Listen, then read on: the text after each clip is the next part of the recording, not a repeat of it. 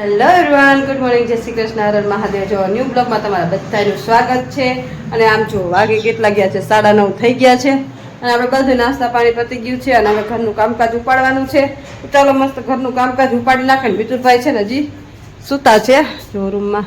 કેમ કે આજ છે ને આખી રાત એને છે ને રામા મંડળ હાર્યું હતું, તો આખી રાત રામા મંડળ જોયું છે. ભાઈ જોતા હતા, આપણે તો સુઈ ગયા હતા. અને હવે જો ઘરનું કામકાજ ઉપાડશું, કેમ કે અત્યારમાં જુઓ હજી 9:30 થયા તો ગરમીના રેડચેસ થઈ ગયા છે. ચાલો હવે ઘરનું કામકાજ કરી લઈ પછી મળી. ચાલો ઘરના કામકાજ પૂરા થઈ ગયા છે ને હવે બેસવાનું છે રસોઈ કરવા. તો રસોઈમાં જો મસ્ત જે છે ને સરગવાનું શાક બનાવવાનું છે. જો મસ્ત ફ્રેશ સરગવું આવી ગયો. અમારે સરગવું આવવાનું ચાલુ છે. એને જો ફ્રેશ દૂધી પણ આવી ગઈ છે, પણ દૂધીનું કાંઈ કરવા નથી થતું. જો આવો સરસ ફ્રેશ સરગવો છે ને આનું શાક બહુ મસ્ત બનશે. તો ચાલો મસ્ત આપણે સરગવાનું શાક બનાવી નાખીએ, રોટલી બનાવી નાખીએ. ચાલો મિત્રો, જો આપણે શીરાવા બેસી ગયા છીએ.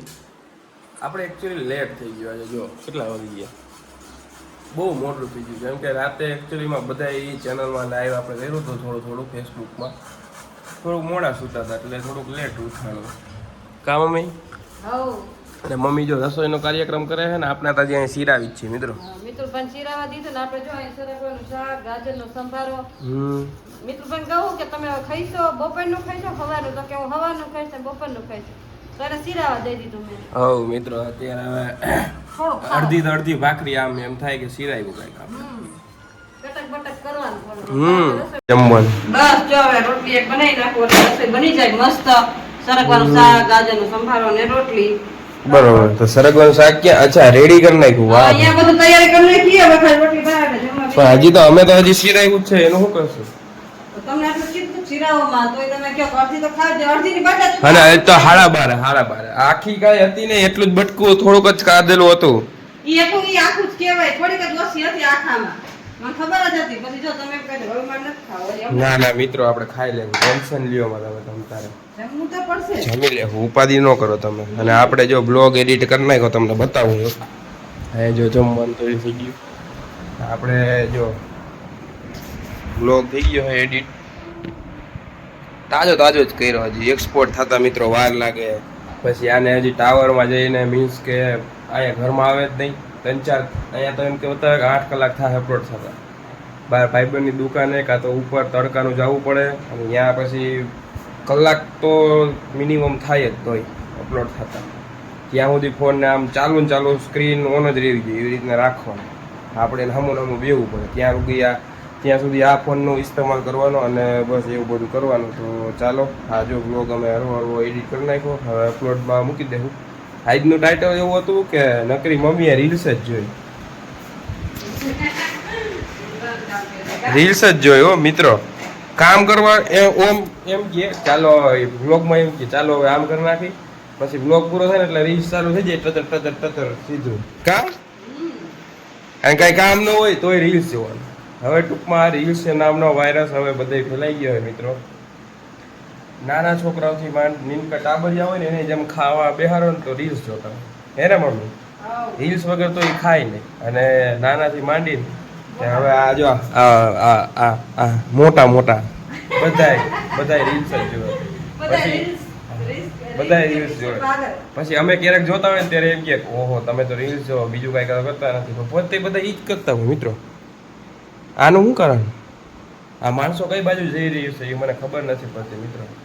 કાંઈ વાંધો નહીં, સમય આવશે ત્યારે આપણે બધાને પાછા વાળશું. કેમ કે આપણે જ છીએ દુનિયામાં કાઢતા ધરતા. જુઓ ને, દાંત કાઢવા લે હાથ તું કા. જુઓ મિત્રો, આપણે જલ્દી આગળ આવીને બધું હરખું કરશું. જોજો તમે, કન્ટિન્યુ રાખો. ચાલો મિત્રો, મિતુલભાઈ ગયા છે પાણીપુરી લેવા. અને આપણે જોઈ કેવી પાણીપુરી લે કઈ સાઈડ છે મિતુલભાઈ ગયા છે પાણીપુરી લેવા. આમ જો મિતુલભાઈ છે સામે પાણીપુરી લેશે. કે મારે પાણીપુરી લેવી છે. તો જો મિતુલભાઈ પાણીપુરી લઈને આવે ને પછી આપણે પાણીપુરી ખાય. મિતુલભાઈ કે મને પાણીપુરી ખાવાનું મન થયું હતું. મેં કાંઈ વાંધો હાલો આજ પાણીપુરી ખાય. લઈને આવે પછી આપણે જો અહીંયા ડાયર હમી કરી નાખી છે. કેમ કે કામકાજ તો બધું કરવું જ પડે. અહીંયા કહ્યું ને આપણે ડાયર હમી કરતા હતા. ડાયર મસ્ત હમી થઈ ગઈ, પણ ચોખા મને લાગે હમા નહીં થાય. કેમ કે રીલ શૂટ કરવા જાય કાંઈ જો એ બધી રીલની તૈયારી કરે છે. જો એ બધી રીલની હે એવું હે. જો એને ઉતારવાની હોય ને મારે ઉતારવાની હોય. ફાઇનલી મિત્રો જો મિતુલભાઈ છે ને મસ્ત પાણીપુરી લઈને આવી ગયા છે અને મિતુલા પપ્પા જાય છે રીલ શૂટ કરવા. બરોબર મિતુલભાઈ? બરોબર. પાણીપુરી ખાવી પડે મિત્રો. ભૂખ ખાલી પેટ દિમાગથી બચતી નહીં જાય. नहीं जलती ना तो चलो अब सब नाश्ता कर लेते हैं. થોડાક પાણીપુરી ખાएंगे. लाइट बेट पंखा पंखा चलाओ. ચલાવ ચલાવ. चलो पंखा पंखा कर देते हैं. થોડાક પાણીપુરી ખાएंगे, થોડાક મમરા. જો હવે અહીંયા જો નાસ્તો ફૂલ હો બાકી મિતુલભાઈ ને. નાસ્તો જોઈએ ને મિત્રો યાર. જો આ બધોય નાસ્તો અમને જો પછી ભેળ બનાવશું કા મિતુલભાઈ? આ બધું તૈયારી ફૂલ કરી લેવા. ફૂલ તૈયારી કરવાની. મિતુલભાઈ કામ બહુ કરાવે મને, મદદ બહુ કરાવે કા મિતુલભાઈ? મિતુલભાઈ મદદ બહુ કરાવે આપણે, જો બધી હેલ્પ કરાવે આપણને. આપણે એકલા હોય ને એટલે મિતુલભાઈ સપોર્ટ હોય એટલે આપણે બધું કામકાજ થઈ જાય. શું કેવું મિતુલભાઈ? જો મિતુલભાઈ બધું રેડી કરી લે પછી આપણે તો ત્યાર માટે નાસ્તો જ ખાવાનો બધે કા મિતુલભાઈ? ત્યાર માટે સિર્ફ ખાને કા. જો બધું રેડી કરશે ને ભાઈ મારી મારા હાટનું મસ્ત ભેટ બનાવી નાખશે. મમ્મીની મદદ કરવી જરૂરી છે ને? એવા તો આ બધું તમે આટલું કામ તો કરતા હોય પછી થોડુંક તો મદદ હેલ્પ કરવી પડે કા? મિતુલભાઈ બહુ હેલ્પ કરે. પારસભાઈ હેલ્પ તો કરે પણ એ ઓછી કરે. ઈ એક હું ઈ કઈ કરે જ નહીં. એ કરવું જ ન હોય. કરવું જ ન હોય કા? એક તો કરે ને કઈ કરવાનું હોય. હારું હાલો તો હવે ભેળ કરે. જો અહીંયા મસ્ત પાણીપુરી જો એકદમ ક્લિયર કા મિતુલભાઈ? ચાલો ટેસ્ટ કરી કેવી છે. ચાલો પછી મળીએ. પછી મળીએ. હા ઓ ખાલી આ વાતાવરણ જોવો તમે. હાય હાય એ સનસેટ થાય છે મિત્રો. અને આ હે આપણું મંદિર. અહીંયા મિત્રો હું કેવડો ખબર હે હનુમાન દાદાનું મંદિર બતાવું. અહીંયા બાપા સીતારામ છે અને આ હે આપણા હનુમાન દાદા.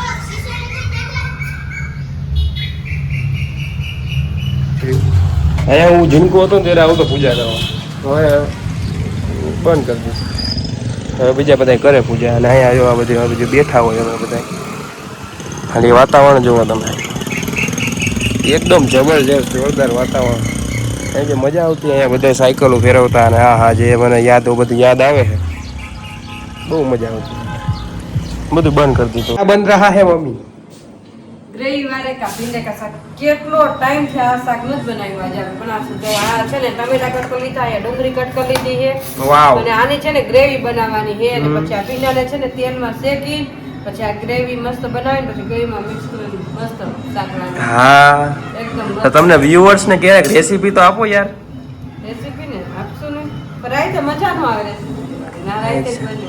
અચ્છા ક્યારેક રાઈટ અપાય એવું કઈ ન હોય તમારે આમ? આપી દેવું એમાં શું છે? કહી તો દીધું કે જો આ રેસીપી આ રીતના બને તો દેખાડ દેવું થોડું ઘણું આપણે. હા એમ. થોડું ઘણું આપણે કટ નાખીએ ને પછી બતાવીએ બરાબર. હા તો રેસીપી આજે બતાવી દઈ છોકરાઓને, હાલો તમે viewers ને બતાવી દઈ અને તમે છે ને પૂજા પાઠ કરી નાખો તો હું ગ્રેવી બનાવી નાખું. ઓકે ચાલો તો આપણે મિત્રો હાલો ટાઈમ થઈ ગયો બાજે બધા મઠે બધા આરતી થવા માંડી મંદિરે તો આપણે કરી નાખીએ આરતી. શું કેવું મમ્મી?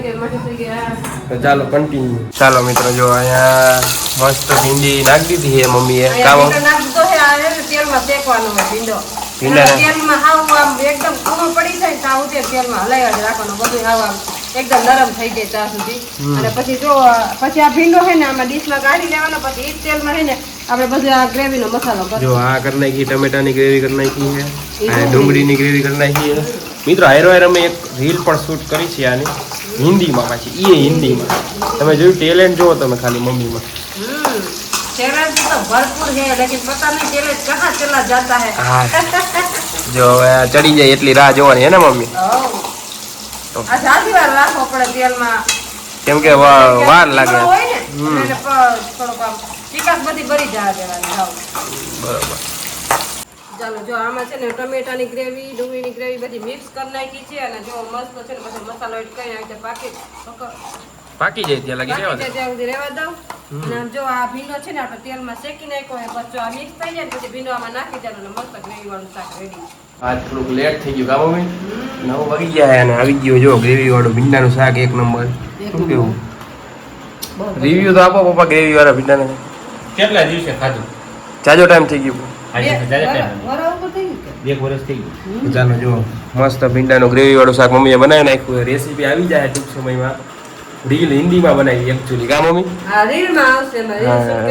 હા અને જો ચાલો જો પાપડ ને બધું આવી ગયું છે મસ્ત. તો ચાલો જમવા. ચાલો ટાઈમ થઈ ગયો છે હવે બ્લોગનો એન્ડ કરવાનો હે ને મમ્મી?